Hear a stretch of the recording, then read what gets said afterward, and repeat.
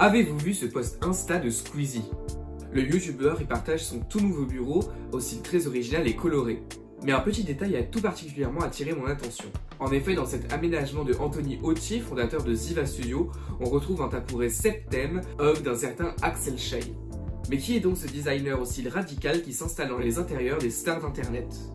Bonjour et bienvenue sur cette vidéo de Noise Design. Si ce type de contenu t'intéresse, n'hésite pas à t'abonner.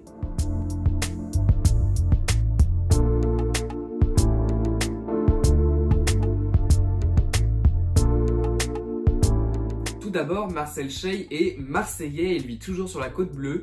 Lors de ses études, il s'est tout d'abord tourné vers une école de commerce. Il a étudié à Lyon puis à Londres pour finalement complètement vriller et créer son studio en 2020. Il s'agit donc d'un designer tout récent, seulement installé depuis quelques années. Et c'est d'ailleurs en ça que son travail est d'autant plus intéressant. N'ayant pas étudié le design et appris une démarche stricte et précise, il laisse finalement place à la spontanéité et à la créativité comme il l'explique dans une interview accordée à The Socialite Family. Il a toujours été très sensible à la Méditerranée avec laquelle il a grandi et on retrouve d'ailleurs ses influences dans son travail. La pièce qui prouve cette influence de manière absolument évidente, c'est par exemple son applique coquillage. Pour la réaliser, il utilise du plâtre pour reconstituer un coquillage. Dans ses autres designs, les références à la Méditerranée sont moins directes mais passent notamment par la colorisation ou même l'esprit que donnent ces différents designs. Ces différentes pièces sont là pour mettre de bonne humeur et procurant une atmosphère légère en quelque sorte avec des formes arrondies et amusantes qui rappellent la chaleur de l'été.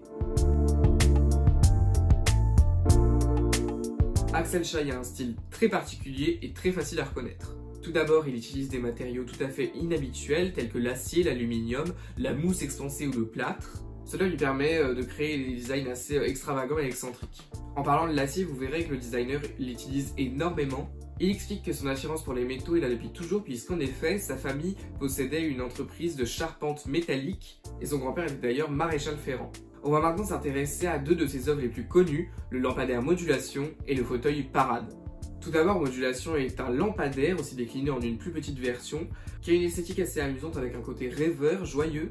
Ce lampadaire haut de 185 cm est fait d'acier laqué en verre et de globes de verre qui abritent les ampoules.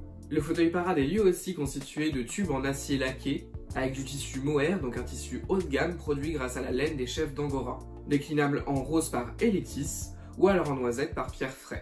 Ce contraste entre des matières grossières telles que l'acier par exemple qui renvoie directement à l'industrie et des matières beaucoup plus sophistiquées telles que le verre ou le tissu mohair crée vraiment l'unicité du designer et toute son originalité. Mais d'ailleurs, si on prend de la hauteur, on retrouve finalement dans les codes d'Axel Schey les codes d'un mouvement beaucoup plus ancien et connu, le mouvement Memphis. Lui visait à mélanger des matériaux chics avec des matériaux considérés comme plus kitsch, donc le plastique, l'acier, etc. en créant des intérieurs hauts en couleur, ce qui donnait des choses assez excentriques.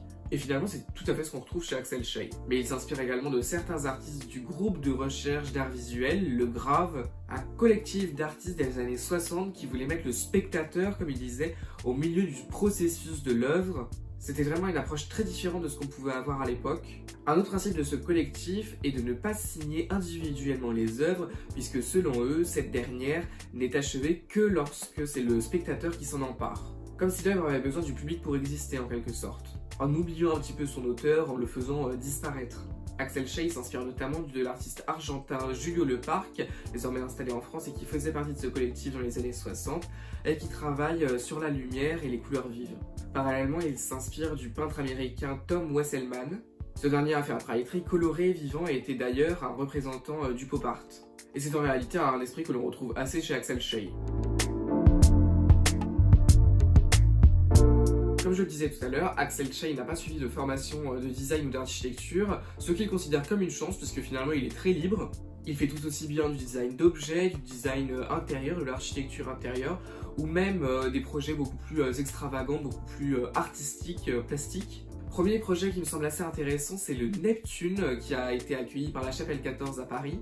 Il s'agit d'une exposition de 2023 dans laquelle Axel Schey a imaginé un bar-club. Il rappelle une ambiance de mer comme si on était sur un bateau avec des couleurs bleues et les appliques coquillages. D'ailleurs, on voit que des lampadaires en acier en forme de coquillage ont été spécialement conçus pour cette exposition. Mais les briques apparentes et le canapé calade nous rappellent bien qu'on est bien sur la terre ferme. Ce projet a été inspiré par le roman de Stefano Benni, Le bar sous la mer. et incite vraiment à aller trouver la lumière dans les coins, ce qui signifie finalement chercher l'espoir dans les coins sombres et dans les moments difficiles. Axel Schey veut ici montrer, selon les mots de son site internet, que les invités du Neptune se délectent de nager en eau trouble. Finalement, c'est dans la difficulté que les meilleures idées sortent. Et c'est la même chose dans le design.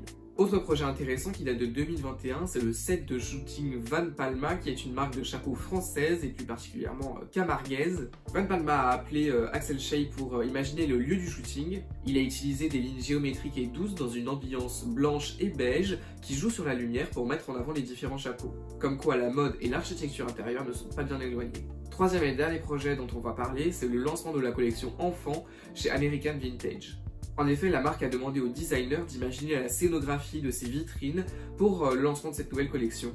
Père d'un petit garçon avec sa femme Mélissa, il a tout de suite pensé au boulier avec lequel les enfants jouent. L'esthétique des présentoirs reprend donc ces lignes arrondies, tout en restant fidèle aux couleurs signatures d'Axel Schey, le bleu, le rose et le vert. Dernièrement, il a aussi créé une collection en collaboration avec Monoprix qui s'est d'ailleurs vendue à une vitesse effroyable. On pouvait y trouver tout aussi bien des luminaires, des fauteuils, de la vaisselle, etc. Au-delà de s'installer dans les intérieurs de célébrités, Axel Schey est avant tout un designer à l'esprit libre, en rupture avec le design actuel. Il cherche vraiment l'originalité et une certaine excentricité pour que ses pièces créent à elles seules une ambiance toute particulière dans une pièce. Vous en savez à présent un peu plus sur Axel Schey et au passage sur l'intérieur de Squeezie. J'espère que cette vidéo vous aura plu et sur ce, à très bientôt.